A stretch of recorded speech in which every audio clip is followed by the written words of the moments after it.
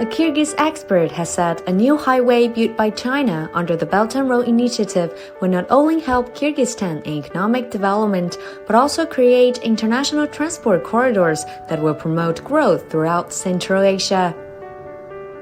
The expert points out that the North-South Highway in Kyrgyzstan makes it possible to halve the cost of transporting goods in the region, thus promoting trade and cooperation. Эта дорога север-юг, она составляет протяженность 433 километра, и она короче в 2 раза ныне существующей дороги, служит важным звеном в первую очередь в торговле Кыргызстана с Китаем, Казахстаном и Россией. То есть сокращается время поставок грузов для Кыргызстана к морским путям, которые находятся на побережье Китая.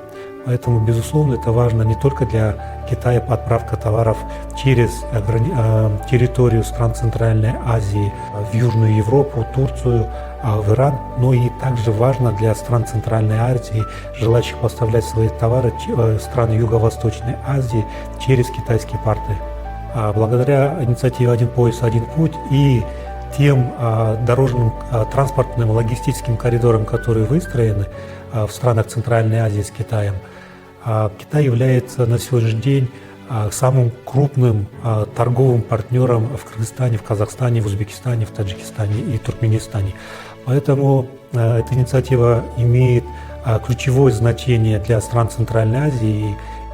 Благодаря инициативе «Один пояс, один путь» уже на протяжении последних 10 лет ежегодно растет объем торговли между Кыргызстаном и Китаем. Более того, Upon completion, the North-South Highway will become the main transport artery connecting the north and the south of Kyrgyzstan and an important international transport channel in Central Asia.